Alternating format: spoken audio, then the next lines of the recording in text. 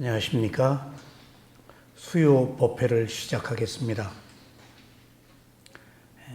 지난 시간에 이어서 오늘도 12연기의 행에 대해서 말씀드리겠습니다. 12연기는 원인과 결과입니다. 원인과 결과는 지은 대로 받는다는 이야기입니다. 이 세상에서 원인에 의해서 생긴 결과는 예외가 없습니다. 그래서 완벽한 진리입니다. 그러니까 콩 심은 데 콩 나고 팥 심은 데 팥 나는 것입니다. 그러니까 우리들에게 괴로움이 있다면 괴로울 만한 원인이 있어서 생긴 결과고, 우리들에게 즐거움이 있다면 즐거울 만한 원인이 있어 생긴 결과인 것입니다. 그러니까 바꾸어 얘기하면 원인과 결과라는 사실은 이미 과거의 원인으로 현재의 결과가 주어진 것을 말합니다. 그러니까 과거에 형성된 원인으로 현재 결과를 받았다면 이 결과는 받아들여야 합니다. 피하려고 그러면 안 됩니다. 그것이 원인과 결과가 주는 위대한 사상입니다. 그러니까 내가 이 모양 이 꼴로 산다. 물론 잘 살 수도 있고 잘못 살 수도 있는데 그것이 우연이 아니고 결코 예상하지 못한 게 아니고 내가 만든 원인에 의한 결과라는 사실을 확신하면은 그걸 받아들여야 됩니다.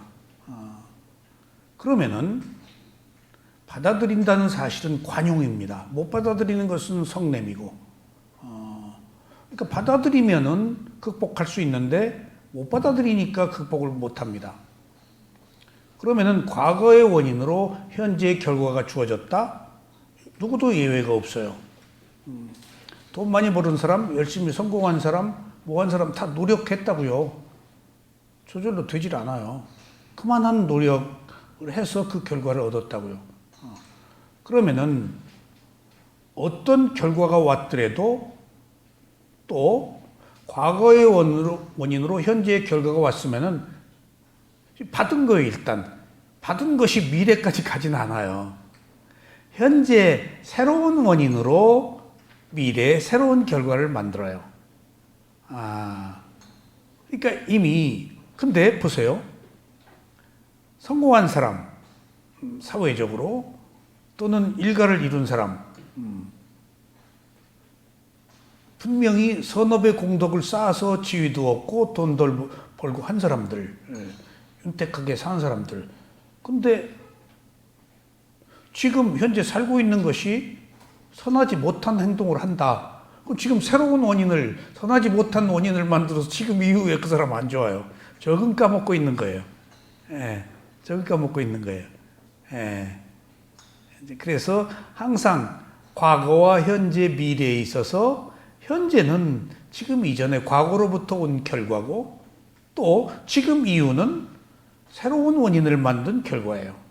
근데 인간으로 태어났다는 것은 매우 선업의 공덕을 쌓아서 인간으로 태어났어요. 그렇지 않으면 인간으로 태어나기 힘들어요. 31개의 존재계의 세계, 지옥, 축생, 악귀, 아수라, 사악도 거기 거의 몰려있다고 그래요. 위로 올라갈수록 적고, 근데 중간에 인간이 있거든요. 근데 인간만 반전을 시킬 수가 있다고요. 지옥, 축생, 악귀, 아수라에서도 불행만 있고 행복이 없어서 고통스러운데도 고통스러운지도 모른대요. 불행만 있으니까. 천상은 행복만 있는데도 행복한지 모른대요. 행복만 있으니까. 바꿀 수가 없어요. 인간만 행복과 불행을 함께 경험하잖아요. 그래서 인간만 유일하게 반전시킬 수가 있어요. 새로운 원인을 만들 수 있다고, 인간이. 그런데 예외적으로 쌍유타 니까야 공부를 하면서 보니까 천인들이 부처님한테 와서 대담을 하는 이야기가 계속 나와요. 실제로. 밤 10시, 새벽 1시 그쯤에 이제 천인들이 부처님 방문하는데 조용할 때, 근데 욕계천상, 색계천상, 천상마다 와서 질문한 내용이 다 달라요. 그러니까 어떤 사람은 매우 식견이 있는 사람, 어떤 사람은 수행을 하다 간 사람. 대체적으로 인간보다는 지혜의 수준이 높아요. 뛰어난 인간보다는 못하겠지만은 대체적으로 보면은 선한 일을 해서 천신으로 태어나니까. 근데 천상에서 수행을 할 수가 없다라고 알려져 있는데 거기 보니까 부처님하고 법문을 듣고 나서 도과를 얻어서 다음 생에 좋은 원인을 만들어요. 그러니까 예외는 있더라고요. 이 세상에 예외는 있어요. 근데 천인이 무슨 말을 아주 그럴듯하게 부처님의 가르침에 대해서 부처님을 평가하는 이야기를 완벽하게 해요. 그럼 부처님은 가만히 계세요. 가만히 대답을 안 해요. 그러면 인정한 거예요. 좀 틀리게 얘기하면 바꿔줘요. 바꿔줘요. 근데 제가 저희 쌍유타니까야 공부한 스승한테 물어봤어요. 저 천인이 뭐 때문에 와가지고 부처님한테 저 잘난 체를 하냐. 일종의 이제 이론 정리를 하는 거야. 이러이러 부처님이 이러이러하고 이러이러하고 이러신 분이다. 근데 우리 스승 이야기가 천인들은 자기 업을 반전시킬 수가 없기 때문에 부처님 칭견을 한대요. 그래서 기회를 얻는데요. 더 좋아질 수 있는 기회를. 그래서 새로운 원인이라는 것은 인간만 가능하다는 것, 그리고 우리가 12연기에서 배울 수 있는 것은 이미 과거에 만들어진 원인은 현재 결과로 나타났으니까 어떻게 할 수가 없는 그걸 형성된 업이라고 했죠. 그럼 지금 우리가 할 일은 새로운 업을 생성하는 것, 지금 이후에 새로운 결과를 얻는 것, 그게 불교예요. 그게 구도예요. 이것이 명확하게 전제가 돼야 돼요. 12연기가. 그러지 않으면 다음에 못 넘어가요. 12연기가 전제되지 않으면 다음에 위파사나 수행이라는 것이 성립할 수가 없어요. 구도가 성립할 수가 없어요. 사마타도 성립이 안 돼요. 연기 2. 근데 그 원인과 결과가 업사상이에요. 업. 그러니까 이 업이라는 것은 깜마, 발리어는 깜마고 산스크리트는 까르마라고 하는 이 업은 불교에만 있어요. 그러니까 이 깜마, 업이라는 것은 의도가 있는 행위. 의도가 있는 행위는 의도가 있었기 때문에 책임이 있어요. 그러면은 의도가 없으면은 업의 과보가 안 받아요. 그냥 행위예요. 쌍카라. 근데 의도가 있는 행위일 때만이 과보가 있어요. 그러니까 우리가 업이라는 것을 의도가 있는 행위라고 받아들이시면 돼요. 그러니까 과거에 우리가 어떤 행위를 했는가에 따라서 그 결과를 받았고, 지금 어떤 행위를 하는가에 따라서 지금 이후에 미래의 새로운 결과를 받는다는 사실, 그것이 업이자 원인과 결과의 이제 행위예요. 행. 자, 보세요. 근데 업은 세 가지가 있어요. 세 가지가. 생각과 말과 행위예요. 생각은 허공에다 쓴 글씨예요. 말은 모래 위에 쓴 글씨예요. 행위는 바위에 새긴 글씨예요. 허공에 새긴 글씨는 과보가 없어요.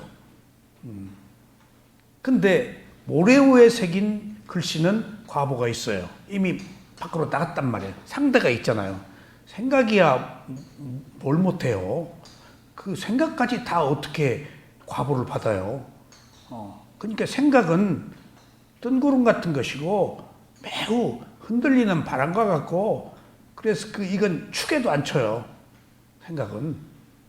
그래서 어느 경우에 마음을 생각이라고 하는데 마음이라고 할 경우와 생각이라고 할 경우가 달라요.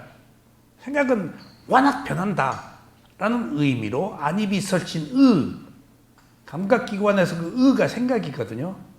마음이 하는 것. 그것들은 뭐 정처 없고 뜬구름 같아서 그냥 그것은 그냥 예외적으로 놔둬요.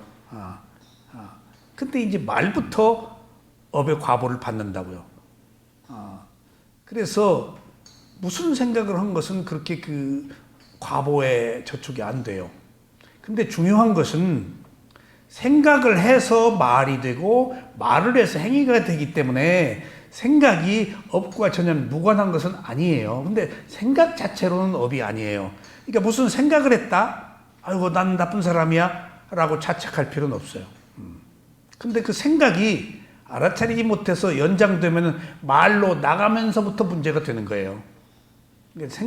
초등에 생각부터 알아차릴 수 있으면 좋겠지만은 어떻게 그 많은 생각을 다 알아차리냐고요. 그래서 업의 적용 범위라는 것, 그것은 행인데 생각과 말과 행이다. 그래서 세 가지가 강도가 다 다르다. 과보가. 그러니까 그 바꿔 얘기하면은 7가지 아주 극한 지옥에 떨어지는 것, 그런 그 행위들은 못 바꾸죠. 못 바꾸죠. 예외가 없이 그냥 당해야죠. 거기에 부모님을 살해한 거, 승갈 분열한 거, 부처님 몸에 피를 내게 한 거, 뭐 그런 것들이 그 무간 지옥에 떨어지는 바꿀 수 없는 악업의 과보에 속해요. 부모님 죽인 거, 그것이 그렇게 커요. 그러니까 적어도 우리가 부모님이라고 그러면은 부모님이 나한테 잘해주고 잘못해준 것하고 상관없이 나를 낳았다는 것으로 부모님의 은혜는 갚을 수가 없대요. 나를 인간으로 태어나게 한 것, 그거 이상 부모님한테 바라지 말래요. 그것으로 아무리 갚아도 빚 못 갚는데요. 그 이후에 부모님이 나한테 잘해주고 잘못해준 것은 부모업이야. 근데 나와의 관계에 있어서는 끝난 거예요. 나와의 관계에 있어서는.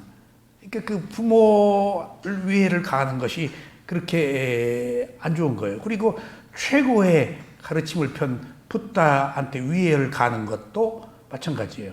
그러니까 부처님 은혜와 부모님 은혜는 갚을 수가 없대요. 예외로 쳐놔야 돼요. 무조건적이에요, 이건. 조건이 없어요. 부모가 어떻게 했든 상관이 없어요. 상관이 없어요. 그럼 혹시 오늘 집에 가서 친정엄마 아버지한테 전화해 잘 계시냐고? 돌아가셨어요? 시어머니 시아버지는 다 돌아가셨어요. 네. 그런 것입니다. 하여튼 그게 다 업이다. 근데 자, 지금 우리가 인간이 살고 있는 것은 이 불교도가 왜 전부 업이라고 하느냐라는 경전의 기록도 있어요.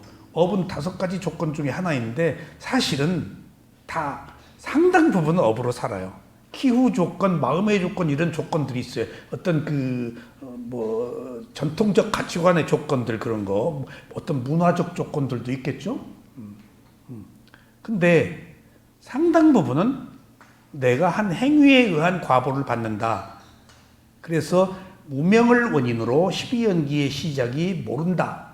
사성제, 고진멸도, 사성제를 모른다. 모르기 때문에 한 행위로 인간으로 태어난 거예요. 알기 때문에 지혜로운 행위를 했으면 인간으로 안 태어나요. 하여튼 생명으로 태어났다는 것은 무명이 이미 있었어요. 깨달음을 못 얻었으니까. 근데 무명의 강도가 지혜가 얼마나 포함되었느냐에 따라서 인간이냐 사악도냐 천신이냐가 또 달라지겠죠. 그러니까 우연이 아니에요. 우연이. 결코 죽을 때의 마음이 다음 생을 결정하기 때문에 아마 자세히 나와 있어요. 이미 죽기 전에 어떤 마음의 상태가 바로 재생 연결식으로 가요. 죽을 때 마음이 그렇게 중요해요. 죽을 때 마음이. 그리고 경전 기록에 의하면은 죽을 때 뭘 생각하면은 생각한 그 세계로 가요. 표상이 3개 뜨거든요. 그냥 그 세계로 죽을 때 마음이 재생 연결식으로 간다고요. 그게 일종의 행위예요. 행위. 어떤 행위냐에 따라서 어떤 재생 연결식. 지금 우리가 무명을 원인으로 행인데 행 다음에 이제 식이 나와요. 마음이. 그러니까 지금 이건 무명 쪽에 지금 무명 다음에 행 쪽에 관한 오늘 이야기예요. 그러니까 이미 죽을 때 어떤 행위를 일생 동안에 해온 것 중에 하나를 하게 돼 있어요. 행위를. 그러니까 가령 인간으로 태어났다 하면은 여자와 남자가 다르잖아요. 왜 여자로 태어났을까요? 집착했을 때 여자로 태어나요. 그 차이예요. 남자는 집착을 안 해요. 그럼 이미 신분, 수명, 미모 모든 것들이 이미 죽기 전에 마음의 상태에 따라서 그 마음의 종자라고 그래서 이미 다 그 과보가 있어요. 그게 과보예요. 마음의 종자라고 그래. 그걸 과보를. 이미 결정돼 있어요. 이게 원인과 결과예요. 우연이 없어요. 절대. 예쁜 사람, 미운 사람, 남 비난하면 그 미운 사람으로 태어나요. 그리고 살생하면은 단명하고 배우자가 일찍 죽고 남의 짝을 죽였잖아요. 전부 그게 인과 과보예요. 원인과 결과. 그러니까 예외가 없어요. 그 헌대로 받는다는 것은 과학이지 않겠어요? 억울할 거 없다고요. 그러니까 그런 것들을 확실히 우리가 알 수 있을 때 지금 현재 새로운 원인을 무엇을 할 것이냐 하는 문제가 우리 앞에 과제입니다. 과제예요. 그래서 생각과 말과 행위로 세 가지 이 업이 있는데 이제 그 업의 종류, 행위의 종류를 지난 시간에 제가 말씀을 드렸는데 크게 업이라고 하는 것, 행위라고 하는 것, 원인이라고 하는 것들 중에 13가지가 있는데 7가지는 접촉, 느낌, 인식, 의도, 집중, 생명력, 숙고. 이 7가지는 한 인간이 태어나는 일종의 그 역량과 같아요. 이미 7가지는 공통적이에요. 그러니까 이 중에 의도가 나쁘다, 집중력이 떨어져 있다, 숙고를 못 한다, 뭐 하는 것들은 이미 업이 개입돼 버린 거예요. 업이. 7가지는 똑같이 같아요. 그런데 그 외에 6가지 겨냥, 고찰, 위탁과 위자라, 일선정과 이선정, 그러니까 일종의 뭔가 집중력을 가지고 수행을 할 수 있는 능력, 그 다음에 결심, 정진, 희열, 열의 이런 것들은 7가지 그 쨌다시가 행위, 마음의 작용을 가지고 개발할 수 있느냐 없느냐 하는 문제에 속해요. 그러니까 수행을 한다는 사실은 겨냥, 고찰, 결심, 정진, 희열, 열의 이런 것들을 개발하는 거예요. 아까 새로운 업을 만든다고 그랬죠? 요걸 만드는 거예요, 수행이. 기존에 우리가 가지고 있는 것은 이미 못 받고 숙고, 생명력, 집중력, 의도 이런 거 못 받고 이미 그렇게 타고 태어났으니까. 근데 밑에 겨냥, 고찰, 결심, 정진, 희열, 열의 요것을 어떻게 연마하느냐에 따라서 바뀔 가능성이 있어요. 수행은 이거 하자는 거예요. 이거. 그래서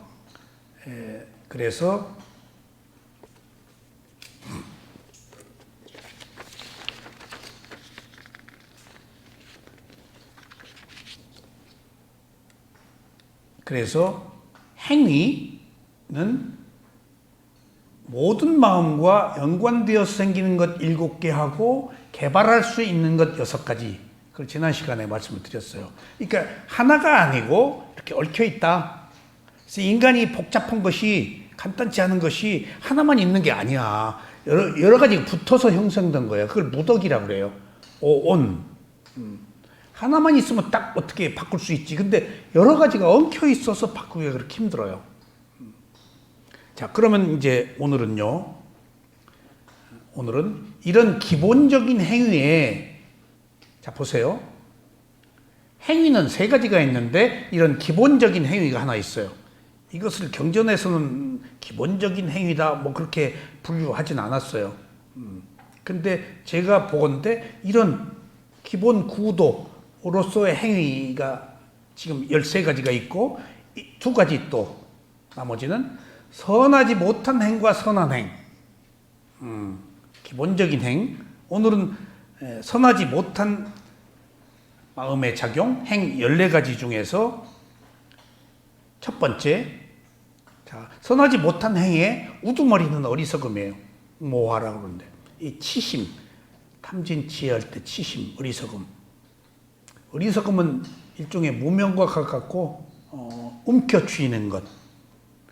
그런데 더 중요한 사실은 어리석음이 잘못된 견해거든요. 잘못된 게 삿된 견해. 어리석음의 첫 번째가 뭘까요? 유신견이에요. 내가 있다는 견해예요. 근데 우리는 다 자아를 강화하면 살아왔잖아요. 그러니까 어리석음의 측면으로 보면은 성공을 해서 내가 최고다. 내가 일정한 지위를 얻었다. 돈을 많이 벌었다. 무슨 타이틀을 가지고 있다. 하는 것들이 가장 어리석은 거단 말이에요. 왜냐하면 그게 교만이니까. 그것이 고통을 갖게 하니까. 중요한 것은 지금 안 괴로운 것을 지금 찾는 거예요. 우리가 이거. 지금 얻어도 괴롭잖아요. 얻을수록 괴롭고. 대통령이 자살하는데 재벌이 한국 최고의 재벌이 떨어져서 자살했는데 그럼 가졌다는 게 뭐냐고 도대체. 뭐냐고. 그러니까 지금 우리들이 기본적으로 행복, 괴롭지 않은 그 행복을 찾는 과정에 있어서 어리석음은 행복을 얻지 못하게 하는 거라는 거예요. 자, 그런데 선하지 못한 행 중에서 어리석음이 왕초인데 어리석음은 한 가지만 있질 않아요. 반드시 4가지가 함께 붙어 있어요. 양심 없음, 수치심 없음, 들뜸. 어리석음 하나만 있지 않아요. 어리석으면 양심이 없어요. 그 다음에 부끄러운 줄을 몰라요.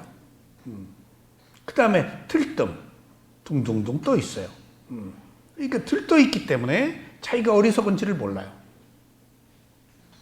이 치심은 의식의 가장 깊은 곳에 있어요. 우리 인간이 탐진치 3가지가 있는데, 의식의 표면층에 가장 쉽게, 가장 빨리, 가장 많이 보는 게 뭘까? 화내는 거예요. 의식의 표면층에 화가 있어요. 성냄이. 그러니까 수행을 시작하면은 의식의 표면층에 있는 화가 조금 줄어들어. 지혜 수행을 하면은, 사마타는 또 달라요. 화가 조금 줄어들어. 표면층에 있는 것부터, 가장 쉬운 것부터. 그래서 화내는 것이 가장 천박한 거예요. 가장. 화를 낸다는 것은 파격을 하는 거거든요. 어디 가서 격을 깨는 사람이 가장 위험해요. 막 성질이 부르르 돼버리잖아요. 그러면 자기 자신을 불태우는 거거든. 남도 불태우고. 가장 화를 낸 사람이 가장 큰 피해를 본다고 자신이. 근데도 자기를 불태운 화를 표피적인 것, 가장 경박하고 천박한 것, 의식의 표면층에 있어요. 그러면 수행을 하면 화가 조금 줄어들어. 왜 그럴까? 의식의 중간에 있는 욕망이 줄어드는 거예요. 탐욕이. 그러니까 화가 괜히 줄어든 게 아니에요. 수행을 해서 의식의 중간층에 탐욕이 줄어들으면은 화가 줄어들어요. 화 하나만 있는 게 아니고 탐진치가 함께 있기 때문에. 그럼 이제 어느 순간에 제가 봐요. 지금 욕심 부렸네? 내가 욕심을 안 부리고 패스했네? 그러면 중간층에 있는 욕심을 덜 부려. 그러면은 중간층에 있는 욕심이 왜 덜 부릴까? 의식의 가장 깊은 층에 있는 어리석음이 치유가 된 거예요. 이렇게 연관돼 있어요. 근데 어리석음은 치유가 어려워요. 가장 어려워요. 의식이 깊은 층. 그러니까 너 어리석어 라고 하면은 열불 나지, 이제. 화를 내는 사람도 너 왜 화내? 그러면 내가 언제 화내? 막 화를 내고 있는데도 자기가 화 안 냈다 그러는데 의식의 깊은 층에 있는 어리석음 보고 너 어리석어 그러면 뒤집어지죠. 볼 수가 없어요. 의식의 깊은 층에 있기 때문에. 그래서 이 수행은 새로운 원인을 만드는 것은 겉에 있는 그 표피층에 있는 성냄과 의식의 중간층에 있는 탐욕과 의식의 가장 깊은 층에 있는 어리석음이 자꾸 드러나게 하는 거예요. 예. 그러니까 수행을 하면서 뒤집어지고 괴롭고 한 것이 그게 있는지도 몰랐는데 나오면 막 뒤집어져요, 내가. 그건 좋은 거예요, 오히려. 그래서 이 수행은 스승 없이 못 가요. 거기서 무너져버려요. 내가 더러운 인간이다. 난 나쁜 인간이다. 그게 내 마음이 아닌데, 그 순간의 마음인데. 예. 그래서 탐욕은 양심 없음과 수치심 없음, 들뜸을 꼭 함께, 선하지 못한 행위에는 네 가지가 꼭 붙어 있다. 어느 것 네 가지가 딱 고구마 줄기처럼 딱 붙어 있어요. 그러니까 우리가 어리석음을 치유하기 어려운 거예요. 거기에 양심 없음, 수치심 없음, 들뜸이 있으니까. 그러니까 하나만의 문제가 아니라고. 여기서 우리가 인간이 살기가 어렵고 한 인간의 심리적 상태를 개선하기가 어려운 것이 이런 조건들이 붙어 있기 때문이에요. 그러니까 간단치가 않습니다. 그 다음에 선하지 못한 마음일 때는 네 가지가 항상 있어요. 근데 있기도 하고 없기도 한 게 있어요. 탐욕, 욕심 이제. 욕심은 의식의 중간층에 있다고 그랬죠. 어리석음은 가장 깊은 층이 이제 지금 왕이니까 딱 지금 내가 누군데 하고 이제 있는 거예요. 탐욕은 세 가지가 붙어 있어요. 탐욕, 사견, 자만. 사견이 잘못된 견해인데 띠띠라고 하는데 유신견, 내 몸과 마음이라는 생각, 그 다음에 상견, 모든 것이 영원하다고 하는 생각, 그 다음에 단견, 이 생으로 끝이라고 하는 생각, 그 다음에 하나를 더 넣자면은 원인과 결과를 부정하는 생각. 그리고 탐욕은 자만이 있어요. 그러니까 탐욕, 사견, 자만이 붙어 있어요. 세 개가. 탐욕이 있을 때 사견과 자만이 있어요. 교만, 오만한 거. 그 탐욕이에요, 전부. 그 다음에 탐욕이 있을 때도 있고 없을 때도 있죠. 모든 경우에 탐욕이 있는 거 아니에요? 그리고 또 성냄은 성냄, 질투, 인색, 후회가 네 개가 붙어 있어요. 네 개가. 그러니까 화가 날 때는 이미 질투, 인색, 후회 네 개가 붙어 있어요. 그러니까 이게 간단치가 않다고요. 그 다음에 게으름은 해태와 혼침, 티나 미타. 해태와 혼침은 이렇게 비교하기가, 게으름과 이 혼침은 그냥 졸린 뜻, 멍청한 뜻, 알아서 혀, 그냥 자포자기한 상태를 의미해요. 그리고 의심. 의심은 예외적으로 이런 것들이 선하지 못한 마음 속에, 행위 속에 포함되어 있어요. 선하지 못한 행위예요. 그러니까 이게 무리지어 있다. 탐욕은 탐욕, 사견, 자만, 그 다음에 성냄은 성냄, 질투, 인색, 후회까지. 여기서 후회가 성냄에 속한다는 것은 후회, 여러분들 후회해봤자 개선됐어요? 후회는 얻지 못한 것을 아쉬워하는 거예요. 아무 소득 없어요. 천년 후회해도 개선이 아니에요. 통회하고 후회하고 달라요. 참회하고 후회하고 달라요. 후회는 선한 행위가 아니에요. 선한 행위가 아니에요. 절대 후회할 필요 없어. 지나간 거. 그때 땅을 살 걸. 그때 증권을 살 걸. 그때 화천 대유 돈 좀 넣을 걸. 안 넣기 잘했어, 여러분들. 그거 다 부질없는 짓이에요. 후회, 이것은 여러분들 평생 후회해봤자 이루지 못한 거에 대한 한탄인데 그것은 자학적인 거예요. 화내고 있는 거예요. 그러니까 후회하지 마세요. 아무 의미가 없어요. 이게 불선행이라는 사실, 후회가. 아무 소득이 없다는 사실. 아무리 후회를 하면 후회할수록 더 나쁜 마음이 생겨요. 그냥 탁 잘못했네 하고 그냥 턱 털어버리면 참했는데 하고 후회는 붙들고 있잖아요. 그때 공부 좀 잘할 걸. 다 그런 겁니다.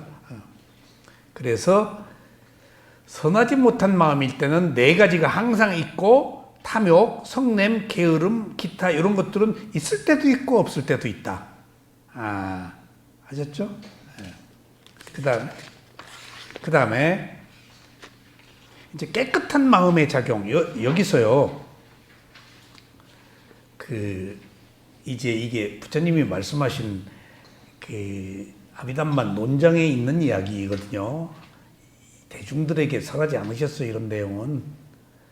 제가 부처님의 가르침을 12연기의 원인과 결과를 안 뒤에 부처님의 가르침을 신뢰했고 믿음이 딱 생겼고 그리고 제가 거기서 인생을 결정했어요. 12연기의 원인과 결과에서. 그 다음에 삐띠가 와서 희열이 왔을 때 빛이 들어오고 했을 때 그 빛이 천박한 번뇌라고 그래서 또 한 번 부처님 가르침에 깊게 귀의를 했어요. 그러니까 하면 내가 다른 그 빛을 보는 칭하에 이거 누구 얘기하면 안 되지. 누구 수행을 했는데 불교 와서 빛 얘기를 하니까 번뇌래. 찾고 나는 빛이 밝은데요. 빛이 붉은데요. 빛이 파란데요. 소리가 뭐 시냇물 소리인데요. 그 다 빛과 소리에 따라서 수행의 정도를 평가하는데 거기서는 다음 태거리를 사도가 안 오시니까 내가 몇 번 질문을 했다가 화를 냈잖아. 통역한테. 왜 빛 얘기만 하면 그러냐 그랬더니 여기서는 빛을 번뇌라고 그러는데 그러더니 개인적 사담이었어요. 끝나고 나서. 근데 또 통역이 빛이 번뇌가 아니고 천박한 번뇌래. 제가 깜짝 놀랐어요. 다른 데서 최고라고 하는 것을 여기서는 번뇌라고 하네. 무언가 이건 다르구나. 제가 부처님의 가르침을 어떻게 알아요? 그 심오한 사상을. 내 수준으로밖에 못 보는 거거든요. 미루어 상상도 못해요. 근데 내 수준으로 하나하나 두드리고 지금 내 수준에서 이해가 되는 것들이 이거 봐라. 다른 데서는 최고라고 하는 것을 여기서는 번뇌라고 그러네? 하고 나니까 이게 뭐가 있구나 이거. 여기에 뭐가 있구나. 다 이거 못 얻으면 뭐 천당 가고 이거 못 얻으면 취직되고 이거 못 얻으면 건강 좋아지고 이거 못 얻으면 돈 벌고 다 우리 스승이 이 수행하면 병 낫냐고 그러는데 우리 스승이 아프면 병원 가라. 근데 내가 깜짝 놀랐다니까요. 아니 수행하면 병 낫는데 이 수행하면은 병 낫냐고 그러고 아프면 병원 가라고 딱 단칼에 자르더라고요. 이거 봐라. 이 보통 범상한 사람들이 아니네. 그 패러다임이 달라요. 부처님의 가르침이라는 게. 그래서 그 희열, 삐띠 거기서 이거 뭐 있다. 그리고 마지막에 이제 공부를 하면서 몸과 마음은 있잖아요. 오온 중에서 무덕이다. 근데 수상행위, 지금 이게 째따시까 쉬운 두 가지가 수상행위예요. 이렇게 심오한 것들을 부처님이 다 설명했어요. 이것들은 뭉쳐져 있고 선한 행위는 이런 것들이 선한 행위고 선한 행위가 하나가만 있지 않다. 선하지 못한 행위, 선한 행위들이 이런 게 이렇게 뭉쳐있다. 그러니까 이것은 귀신도 모르는 거라고요. 어떻게 귀신이 이걸 알겠어요. 부처님이 하신 얘기예요. 벽지불은 이런 얘기를 못해요. 삼붓다, 위없는 깨달음을 얻은 붓다니까 한 인간의 오온의 무더기들의 내면의 그 리얼리티, 실제하는 것들을 낱낱이 분석한 것을. 그러니까 위없는 깨달음을 얻은 분이니까 이런 것들을 다 분석해 놨는데 바꾸어 얘기하면은 우리 인식의 범주를 상상도 못 얻은 것들을 다 펼쳐 놓으니까 야 이거 부처님이 보통 부처님이 아니네. 그런데다가 자애스럽고 늘 부처님은 선과 악이 해결된 사람이에요. 그냥 선악이 없는 사람이 붓다예요. 선하다 악하다가 없어요. 하나의 현상으로 봐요, 모든 걸. 그러니까 누가 잘못했건 잘했건 태발다타가 자기 바위 굴리고 누가 안구리말라가 999명 죽여도 악한 사람으로 안 본다니까. 업의 과보 하나의 현상으로 보지. 걸림이 없는 사람이야. 그게 깨달은 자야. 우린 걸리잖아. 즉각 반응하고. 이미 다 알아버렸어. 원인과 결과로. 그럴 수밖에 없었어. 무수한 전생을 보고 이번 생에 그렇게 하도록 돼 있어. 자식이 부모 죽이고 부모가 자식 죽이고 뭐 이루 전부. 그러니까 거기 적절한 법문을 해줘. 그래서 최고의 법문이 84,000 법문이 그 사람의 업을 다 보니까 누진통으로. 그런데도 못 받아들여. 그건 인연이 안 단 거야. 부처님 인연이라고 해서 다 받아들이는 게 아니야. 너나 잘해. 너나 잘해. 매우 선한 공덕에 인연이 있는 사람만 받아들이지. 그러니까 사리불 존자, 목련 존자 같은 사람이 법을 펼 때 실수하는 것을 부처님이 다 봐요. 실수. 어떤 사람이 죽기 전에 부처님을 꼭 뵙고 싶다. 부처님 못 뵈면 사리불이라도 좀 뵙고 싶다. 그 소문을 읽고 사리불이 부처님보다 나이가 많으시잖아요. 가서 법문을 해줘서 그 사람이 죽었어. 천상에 태어났어요.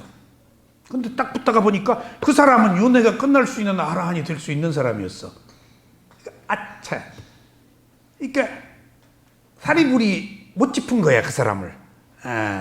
부처님한테 가서 그대로 얘기하니까 그 사람 아라한이 될 수 있었다. 근데 법문을 선정 법문을 해준 거야.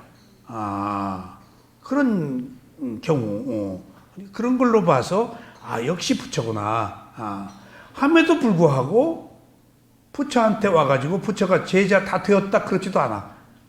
인연이라는 게 있는 거예요. 그게 어쩔 수 없는 거예요. 인연이라는 것은. 그런 것처럼 여기서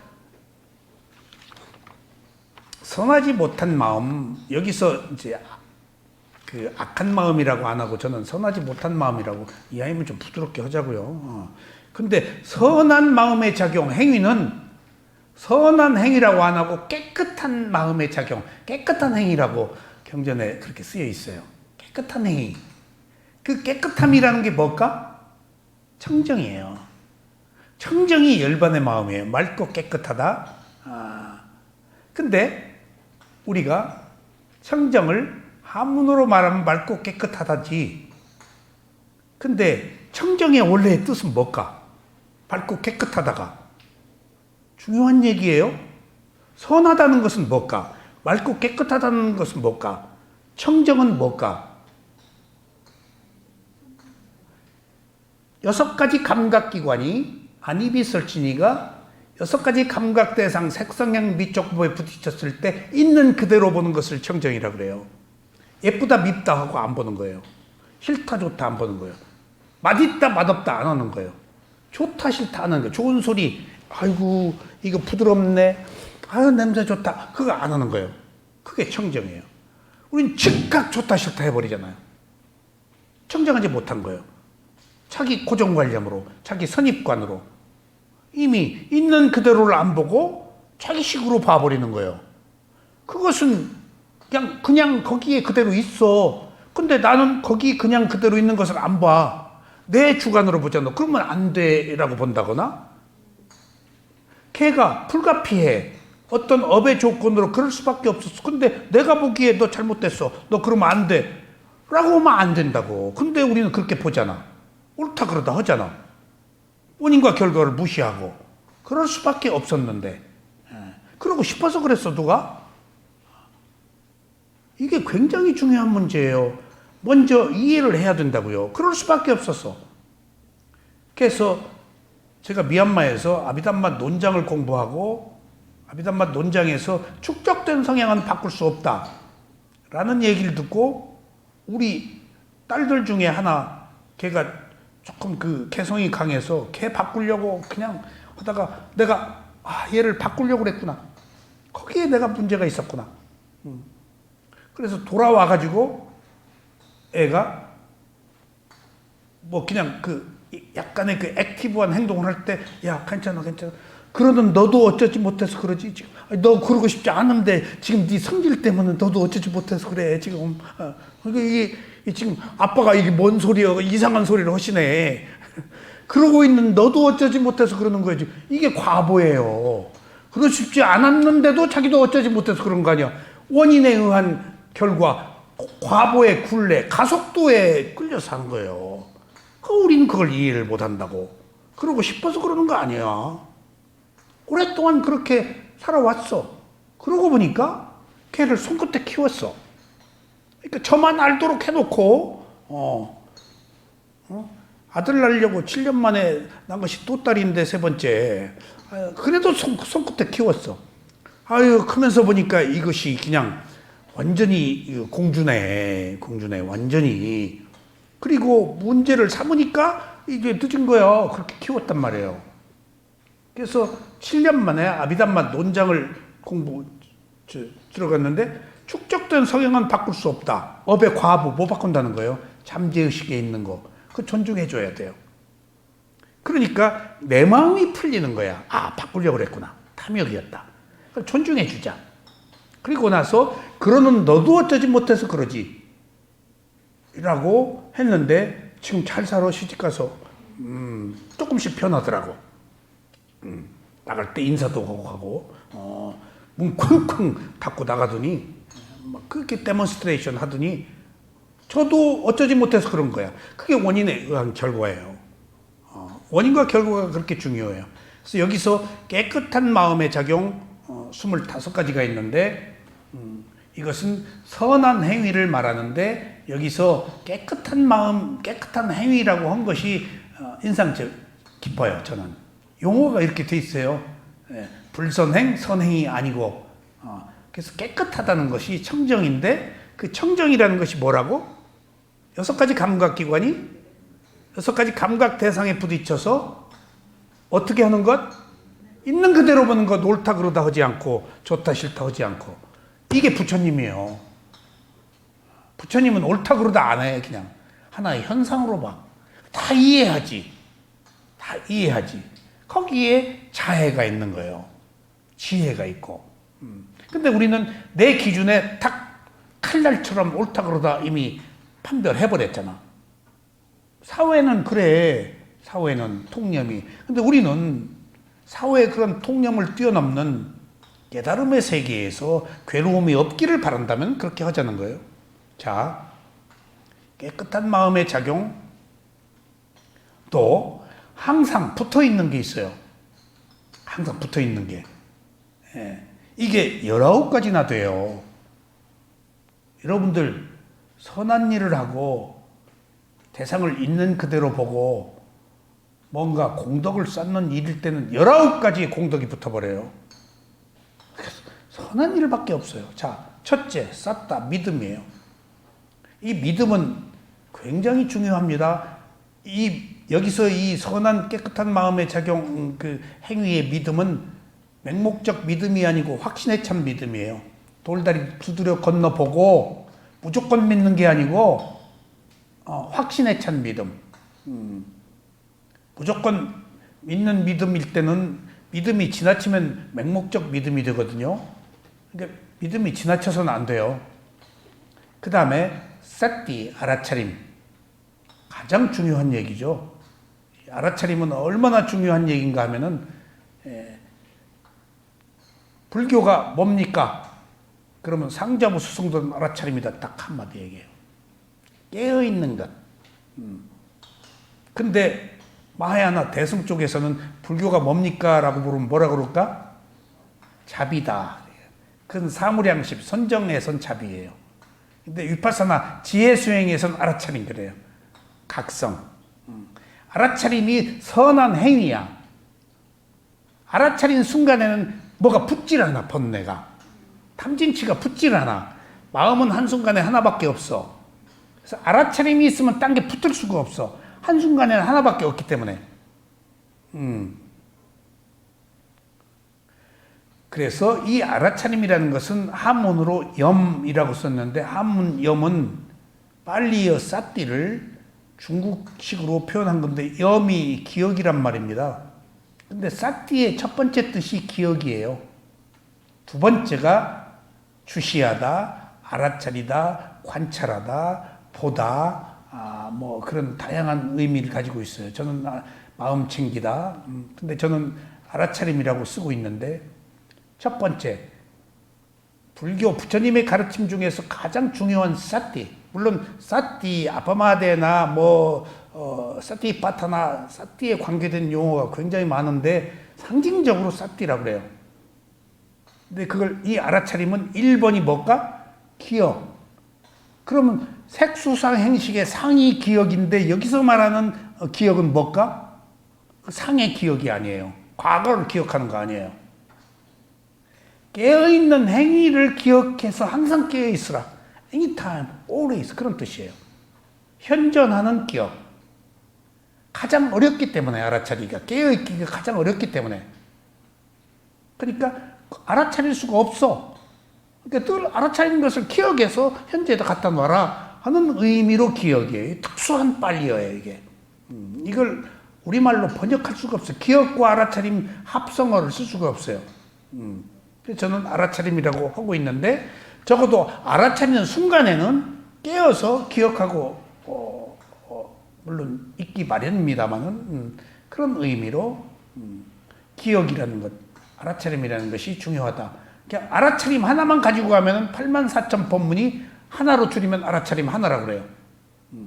근데 자비라고 하는 것은 지혜 수행이 아닌 사마타 수행이고 선정 수행이고 위파사나로 넘어오면은 지혜 수행이라서 싹디 알아차림 꿰뚫어버려.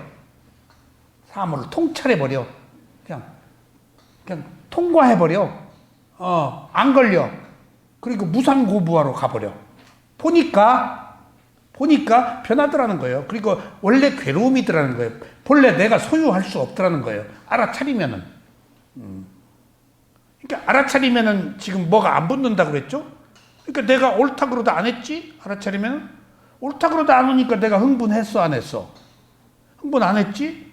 옳다 그러다 하면 다 흥분해요. 고정관념이 생기지. 흑백 논리에 이미 빠져 있어. 경색돼 버려. 마침표 찍어버린 거예요. 옳다 그러다 하면은 여지가 없어. 근데 옳다 그러다 안 해. 현상으로 봐. 아직 판단 안 했어.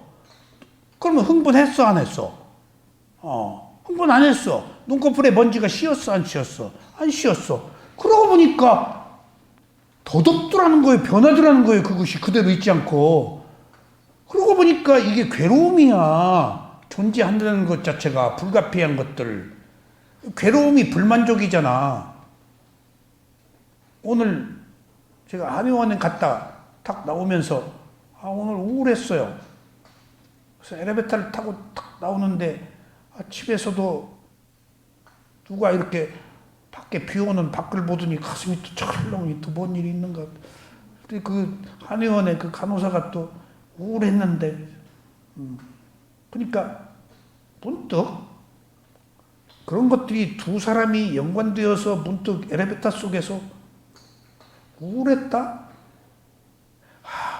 그 괴로움인데 이게 불만족이구나. 뭔가 우울했어. 불만족이야. 뭔가 지금 불만이 있어. 확연히 몰라. 날씨든 뭐든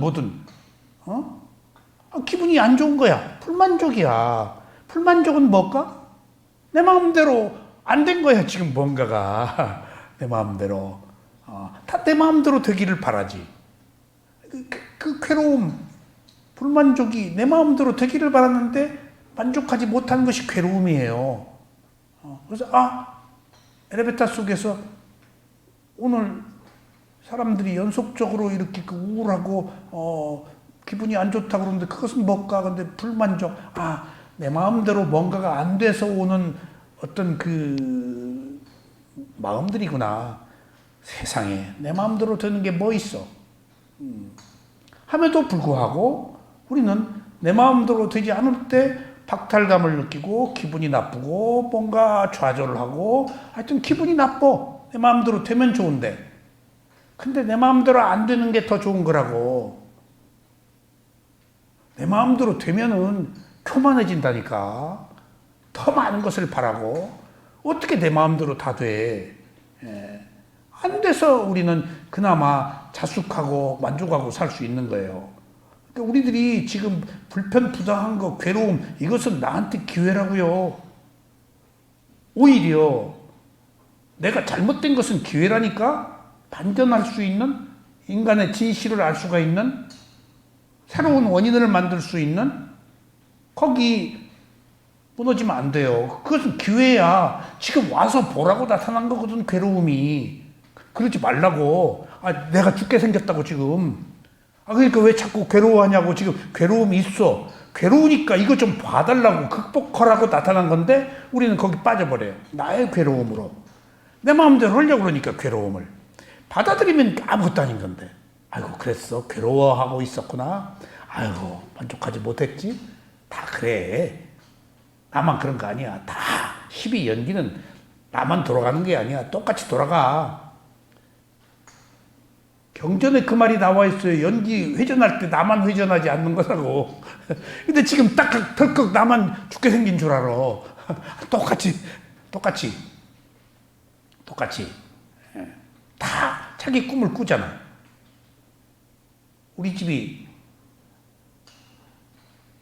통나무 집으로 2층 집, 그게 큰 집인데 일을 하러 온 사람들이 산꼭대기에 숲속에 있는데 일을 하러 온 사람들이 한숨을 쉬어. 왜 그러셔? 나는 언제 이런 집에 살까요? 그래서 여보시오, 그러지 마. 여기 한 달에 전기세가 얼마 나온 줄 알아? 이거 페인트 칠하려면 1,500만 원 들어. 이거 유지하고 사는 게 쉬운 줄 알아? 겉보기에 다 좋지. 겉보기하고 다른 거야. 그 또 통나무 콘크리트 아니고 통나무 멋있다. 여보, 통나무 사이에서 바람 들어와. 아래층에서 방구 끄면 위층까지 들려. 통나무 집이니까. 그러니까 다 현실을 모르고 뭔가 다 막연하게 꿈꾸는데 다 해보면은 별거 아니여. 다 괴로움이고, 괴로움이야, 다. 그래서 사람들이 여자하고 별장을 갖는 순간부터 후회한다고 그러잖아요. 백선생, 여자도 들어가. 갖는 순간부터 이제 괴로움이야. 서로 요구하는 게 있을 테니까. 그런 것처럼 우리가 가졌다, 같이 모졌다 하는 것들이 객관적 진실에 있어서는 큰 의미는 없어요. 큰 의미는 없어요. 오히려 가져서 문제인 거예요. 자, 그래서 알아차림이 그렇게 중요한 것이고, 이제 19가지가 함께 있어요. 얼마나 수행을 하고 선한 일을 하면 이것이 포텐셜 파워, 잠재적으로 이렇게 공덕을 받는가 보시라고요. 세 번째가 양심이에요. 희일이. 양심. 그리고 네 번째가 수치심이에요. 여러분들 여기서 양심과 수치심은 비슷한 건데요. 자, 보세요. 내가 괴로웠어. 이제 막 고통스러워. 막 분노, 좌절, 저주, 과거에 후회하고. 자, 지난 과거가 후회스러워. 그리고 잘못이라고 느껴졌어. 몰라서 그랬어. 알면 돼. 근데 그게 나라고 생각하기 때문에 막 그 고통 속에 빠져. 지나간 과거의 일들에 대해서. 그런데 여기서 한 가지 중요한 사실은 제가 미얀마 스승들한테 늘 그 얘기를 듣는 거예요. 내가 이제 잘못해서 보따리 싼다고. 내가 더러운 인간이니까. 내 마음을 보니까 더러운 인간이야. 5년 수행을 하고 그걸 발견했는데 견딜 수가 없어. 5년 동안 헛것했네? 이럴 수가 있나. 더러운 놈의 인간. 그리고 보따리를 싸가지고 화가 막 났지. 막 세상에 이럴 수가 있어? 몰랐네 나는. 그리고 그 이튿날 인터뷰를 할 때 내가 더러운 인간이라서 집에 가야겠습니다. 사야도가 그게 누구 마음이냐? 그 순간의 마음을 내 마음이라고 그랬네. 아유, 예. 모든 것을 자기라고 생각해.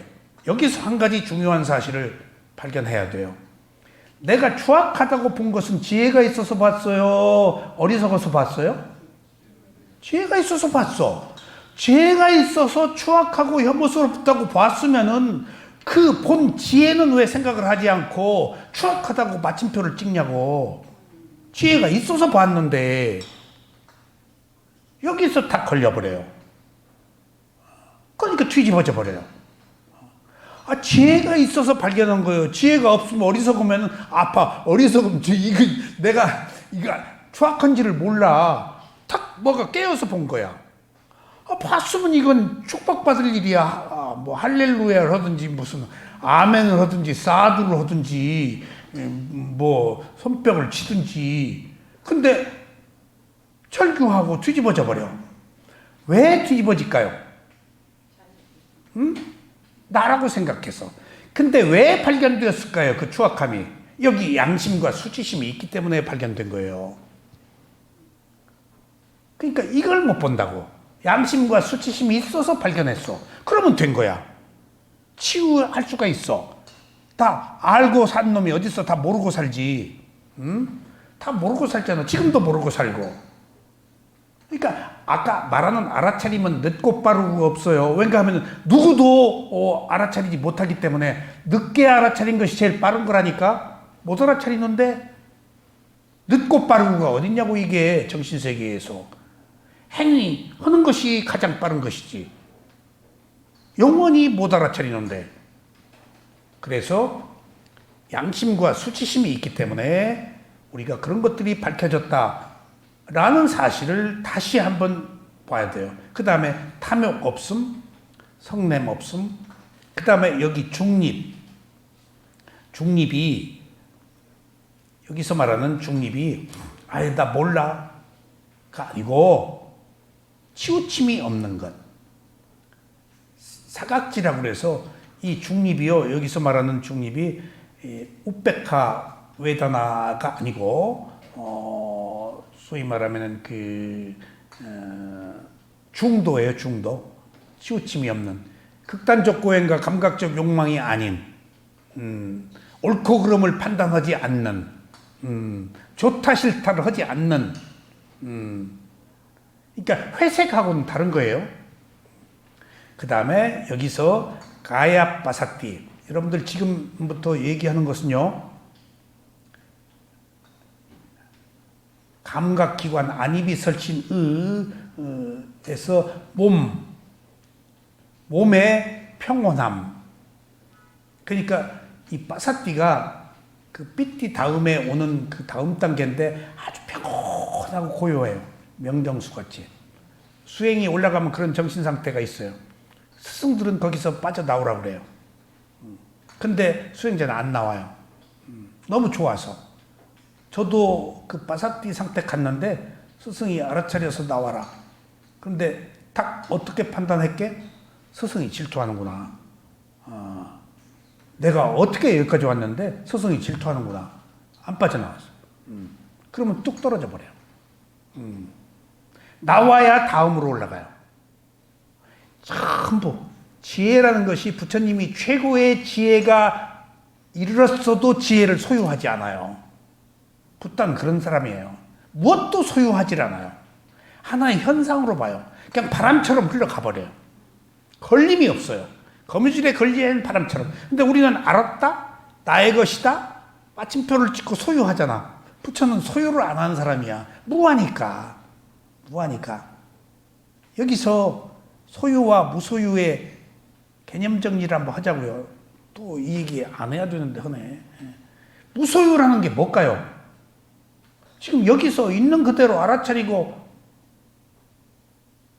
탐진치 없이 관용자의 지혜로 보는 게 무소유예요. 근데 무소유를 주장하면 안 돼요. 무소유라고 하면 안 돼요. 무소유가 언어의 유의처럼 사용되면 안 돼요.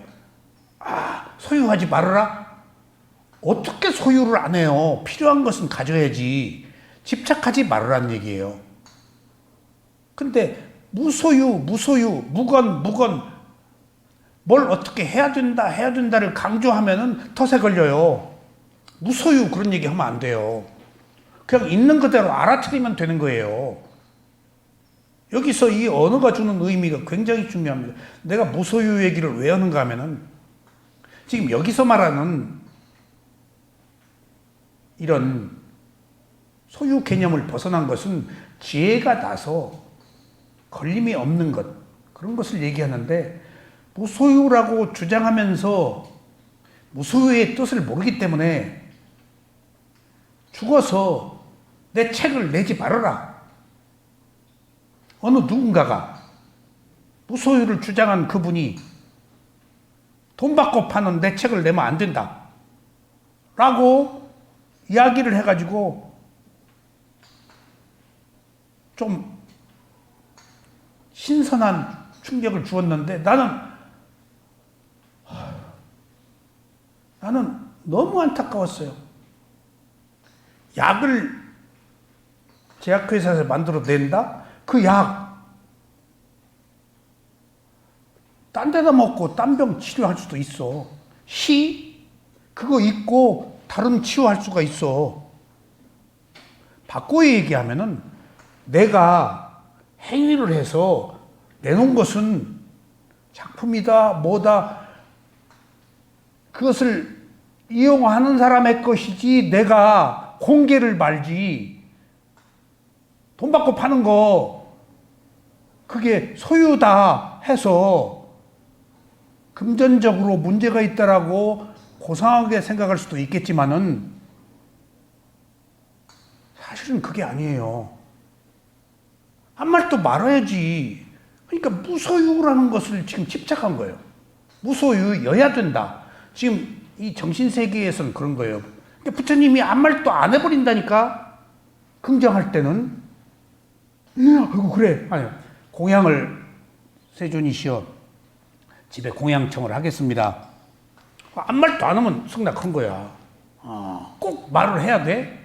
그런 것처럼 우리가 언어로 관념적으로 어떻다 저쩌다 하는 것은 또 다른 덫에 걸리는 것이단 말이에요. 정신세계는 자유여야 돼. 저마다 걸림이 없어야 돼. 예. 그러니까 그런 뒤에 무소유 그 책 비싼 값에 또 거래가 되더라고. 또 우리 집에도 2권 있는데 내가 누구 주었어. 없으니까 보라고. 그 글이 좋거든. 글이 좋은데 그런 것들이 관념과 실제에 있어서 수행을 한 사람과 하지 않은 사람, 정신세계를 이론으로 한 사람과 실제 체험한 사람은 다르다고요. 우리 쇠우민 사야도가 7년 만에 내가 집에 올 때 여기서 수행해서 감사했습니다. 안 쳐다보는데 흘끔 보시더라고. 한국에 돌아가면 어떻게 집중을 합니까? 사마디 집중이 최고니까. 딱 보시더니 너 뭐로 집중하려고 그러냐? 거기서 내가 방맹이 얻어맞은 것 같다고 그랬잖아요. 빵 맞았어요. 집중이 최고인데 어떻게 집중하냐 하니까 또 뭐 때문에 집중하냐고. 이게 필요한 거예요. 그냥 알아차리면 되지. 조건이 성숙되면 집중이 되는 것이지, 집중을 위해서 특별한 묘수를 쓰려고 하면 안 된다는 얘기예요. 그냥 신압으로, 이 걸음으로 가야 돼요. 그냥 알아차리고 말아야 돼요. 빚가번쩍한 거 바라지 말고 이 걸음으로 그냥 가야 돼요. 우리가 인생이 특별한 게 아니에요.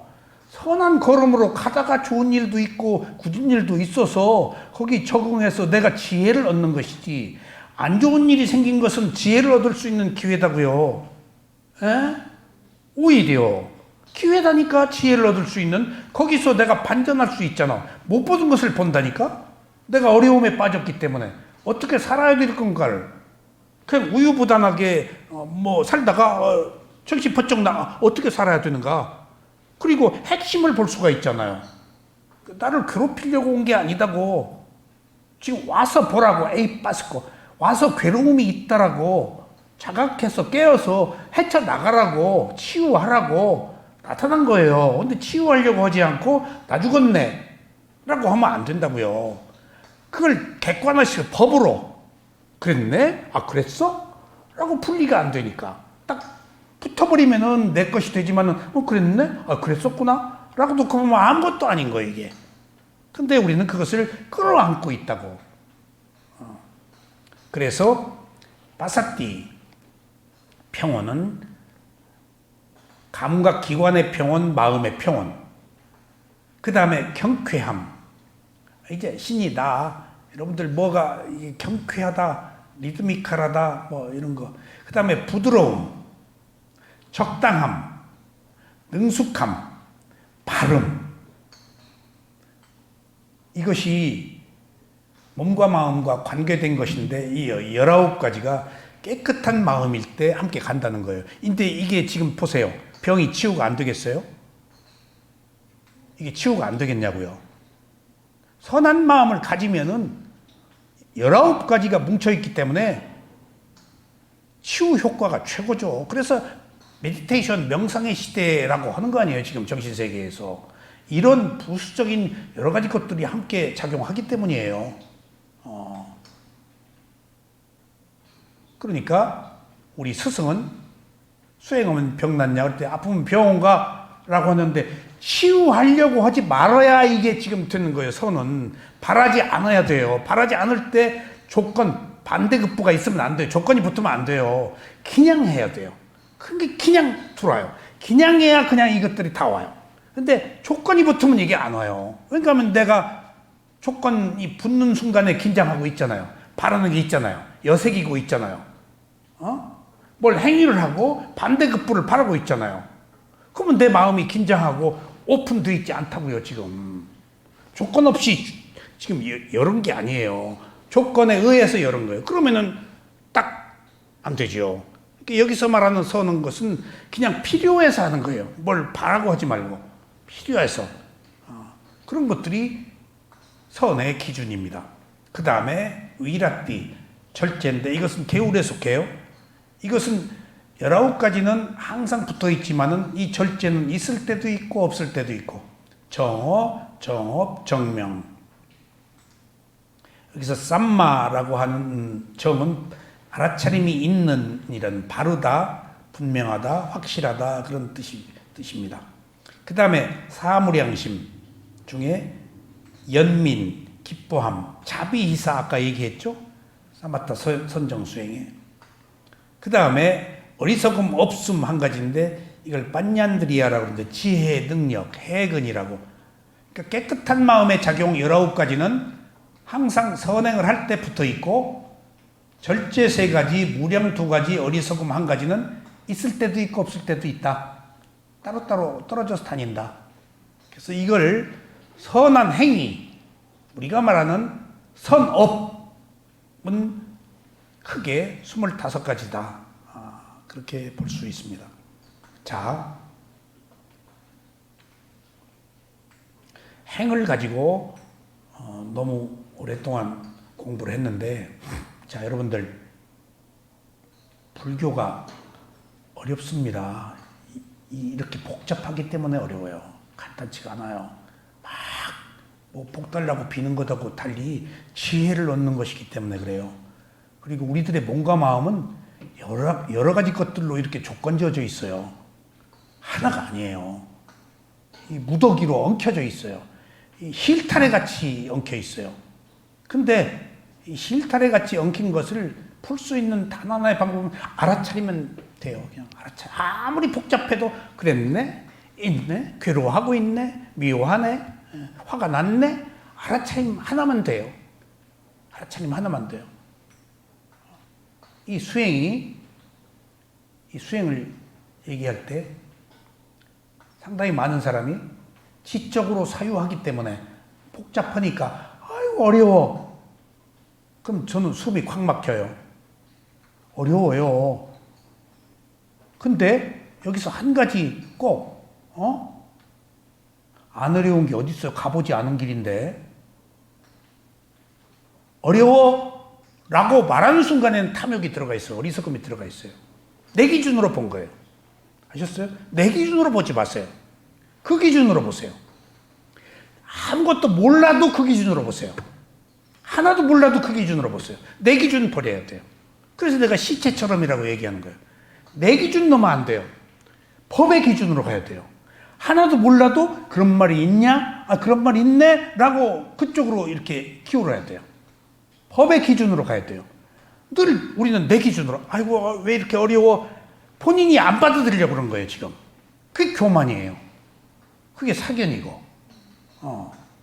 어느 경우나 그래요. 자기 기준으로 다 봐요.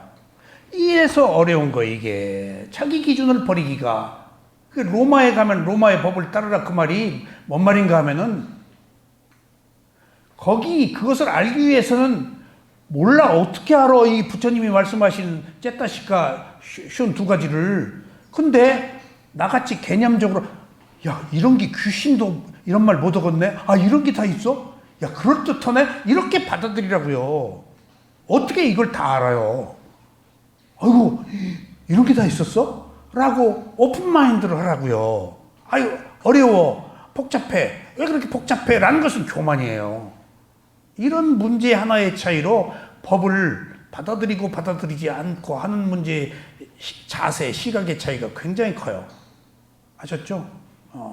자, 그러면은 부처님이 누구나 정신과 물질이 있는 것은 알았어요. 몸과 마음을 오온이라고 그랬어요. 무더기들. 여기서 말하는 쉬운 두 가지가 수상을 포함한 거야. 이 수상행은 부처밖에 말을 못해요. 이렇게 수많은 행위들을 어떻게 다 낱낱이 드러내냐고요.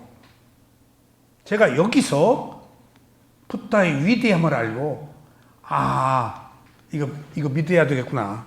이 길로 가야 되겠구나.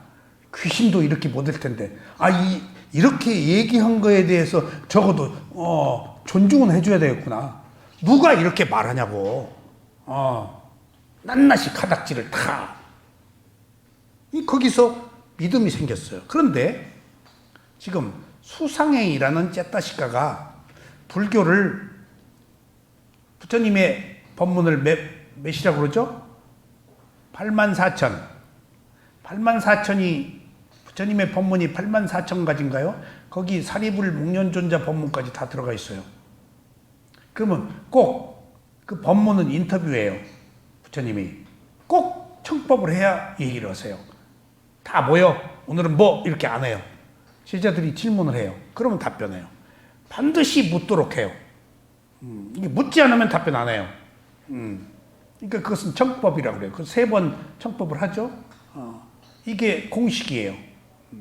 반드시 물어야 돼요. 그 의미는 법의 존귀함이에요. 그리고 본인이 해결하고자 하는 서원이 있어서 묻는 거예요, 지금. 발원이.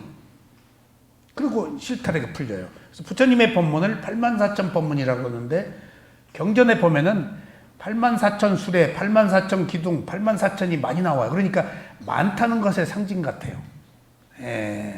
많다는 것의 상징. 옛날에 뭐 84,000 하면은 그 인도에서 부처님 시대에 많다는 것의 상징 같아요, 숫자가. 자, 부처님의 말씀을 다 요약하면 84,000 법문이에요. 근데 그것을 줄이면 몇일까요? 수행에 관한 모든 것, 37조도품이라고 그래요. 수행에 관한 것, 모든 것을 망라한 것이 37조도품이에요. 37조도품이 여러분들 나무들이 밑에 있어요. 팔정도, 오계, 오근, 오력, 사무량심, 칠각지. 그러니까 수행의 전부이자 불교의 전부가 째따시카 수상행의 쉬운 두 가지에 다 들어가 있는 거예요. 핵심이.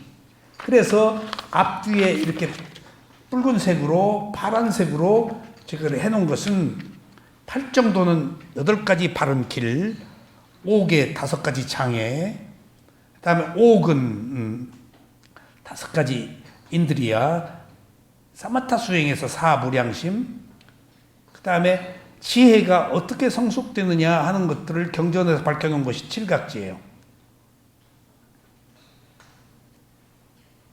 이것들이 부처님이 말씀하신 모든 법문, 수행에 관한 모든 것들을 망라한 37조도품이라고 그래요. 그것이 여기 다 포함되어 있다는 얘기예요. 선한 것과 선하지 못한 거예요. 아셨죠? 자, 그럼 보세요. 84,000 법문을 줄이면 뭐다고?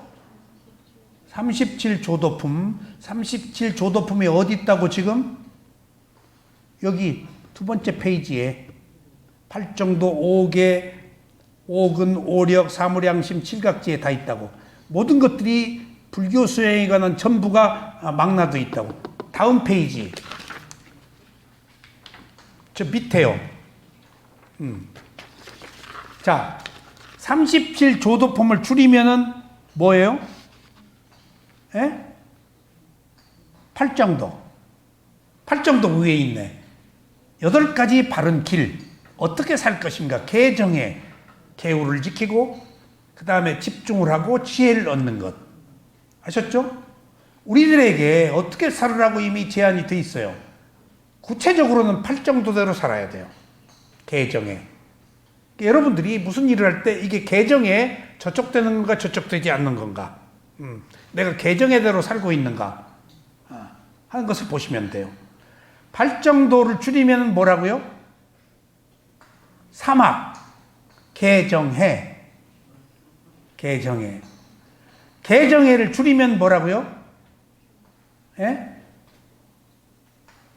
하나, 알아차림이에요. 그 알아차림은 뭐라고요? 중도예요. 그 알아차림은 또 뭐라고요? 위파사나예요. 그 알아차림은 뭐라고요? 무상고무화예요. 알아차림 하나에 다 포함되어 있어요. 그래서 84,000 법문을 줄이면은 37조도품, 다양한 모든 수행을 망라한 것, 그리고 모든 대상을 망라한 것, 그것을 줄이면은 팔정도, 팔정도를 줄이면 개정의 사막, 개정의 사막을 줄이면은 마지막에 뭐라고? 불교를 대표하는 것, 알아차림. 그 알아차림은 뭐라고? 중도. 그 중도는 무상고무화, 존재의 특성, 존재하는 생명의 3가지 특성. 이렇게 해서 무상고무화를 알면은 괴로움이 있다. 모든 것들은 변한다. 그리고 불만족, 괴로움이다. 그리고 나의 것이라고 할 만한 것이 없다. 라고 할 때 마지막으로 무엇이 끊어져? 집착이 끊어져. 무상고무화 그것 자체로는 의미가 없어. 무상고무화를 알아서 뭐가 생겨야 돼? 집착이 끊어져야 돼. 가래, 집착. 가래와 집착은 하나 몸이에요. 바라는 것, 그 다음에 그걸 엉거붙는 것. 바라는 것에다가 집착이 엉거붙는 거거든. 바라고 엉거붙는 것이 무상고무화를 알아서 무슨 소용이야? 무상고무화를 알아서 뭐가 끊어져? 가래와 집착이. 가래와 집착이 끊어지면은 내 것이야, 내 것이 아니야?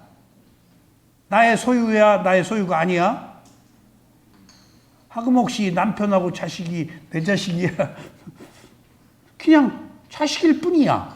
나 아니야. 관계로 만났어.